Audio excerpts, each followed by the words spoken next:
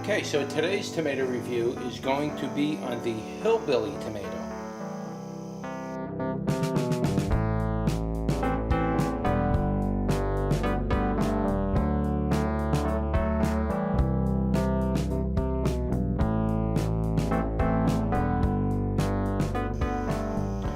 Okay, so I didn't get too many Hillbilly tomatoes this year. I got one really large 1-pounder out of it.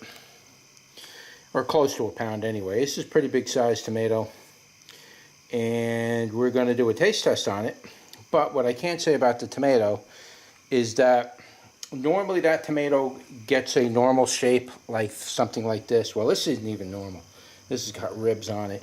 It just gets like a normal round slicer tomato shape.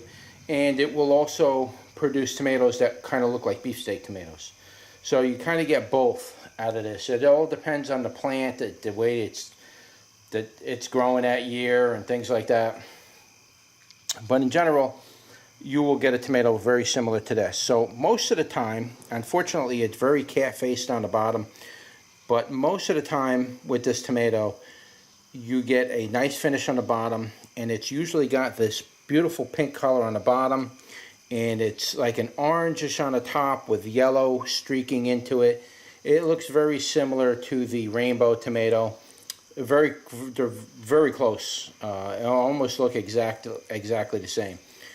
There is a difference though. I'm not going to get into the rainbow tomato, but they look very similar. But normally with this tomato, you're going to get that pink blushing on the inside, and you're going to get some kind of yellowing here, and then a lot of oranging on top, and that's the general look of the Hillbilly tomato. So let's cut part of this open.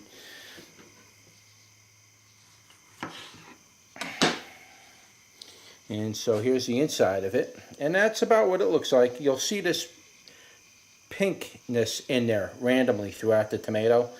You really see it prominently on a regular shaped tomato. You can really see it very much, but it's got this beautiful orange color on the inside. You can see the seed chambers are very multiple in seed chambers, just like all over the place, really. And this is really a beautiful tomato. But like I said, between this and the big rainbow, if you grow them together, you'll never tell them apart. You got to grow them in separate. Don't grow the two together because they look identical. They probably are the same tomato. It's just they put different names on it. So, but they look identical as far as texture and look and everything on it. Now this is up there with one of my favorite tomatoes, and this is up there. It's definitely in my top 5 tomatoes. It's really hard for me to say, from one year to the next, what's my favorite tomato.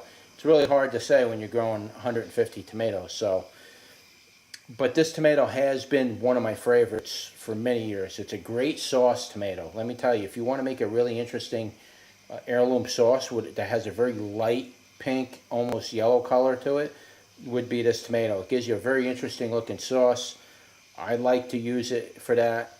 You also like to use it for a slicer tomato. It's great in salads. You can also put it in the blender, add some salt and pepper to it, and just drink it down.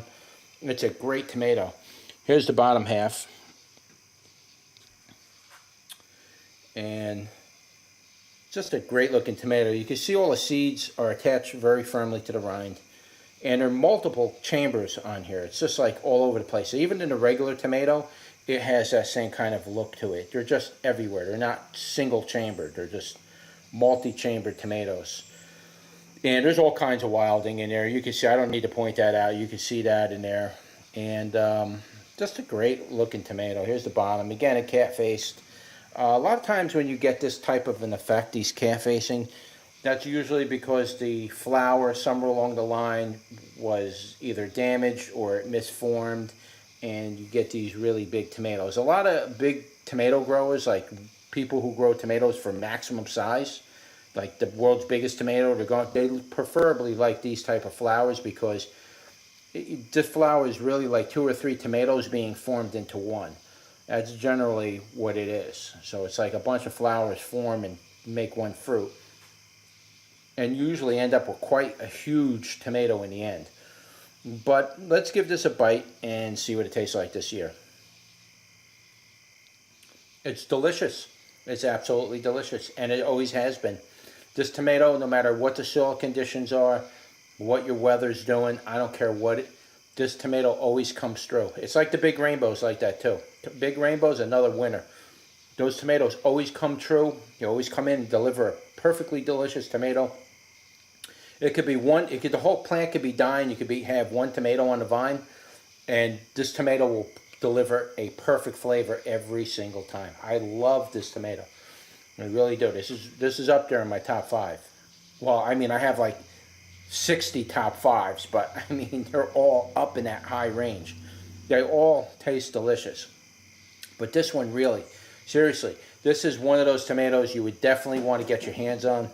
Like I say, it's like the big rainbow, so if you can't get the Hillbilly, get the rainbow. They're very similar. They do the same thing. They taste the same, basically.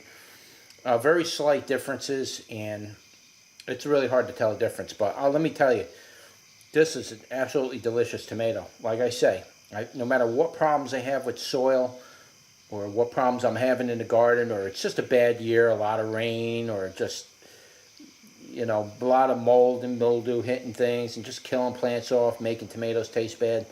This one always produces a delicious tasting tomato no matter what. Excellent tomato. Tangy wise, it's perfect. It's like a 30%, 32% in the tangy, 32% in the sweetness, perfectly balanced. And in between that is really nice, good tasting moisture. It's just not the moisture, you don't taste the moisture, but the moisture is there.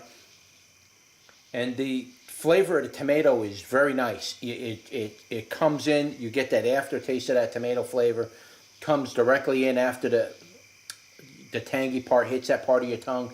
You can taste that tomato flavor. This is a winner, guys. This is absolutely a winner. Always loved this tomato.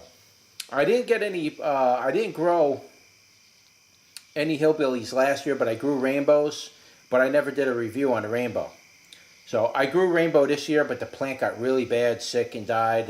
The few tomatoes I did get off it, the slugs came in and ate holes in the tomato. It was just I got beaten up left and right this year.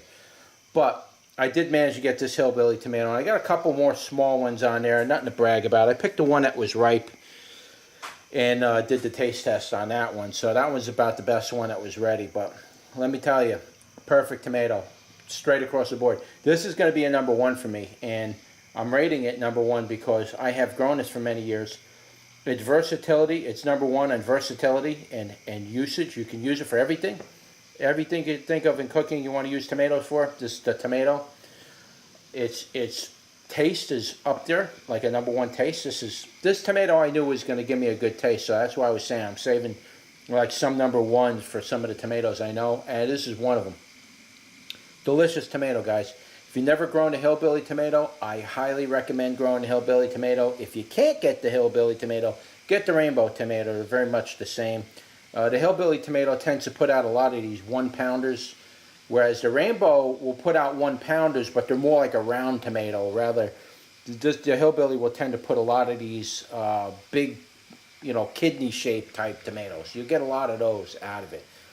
But no matter what you get out of it, you can't go wrong. It's great tomato. So, like I say, this is going to rate as a number 1. And I will mention, too, that the skins on this one were a little tough this year, but not a big deal. I didn't get a whole lot of them. You know, if I had more, I would make a sauce directly out of that and make a pizza with it. This is perfect sauce to put on a nice, thick Sicilian-type pizza. All right, so if you like this video, don't forget to like, share, and subscribe. And I will see you on the next one. Take care, guys.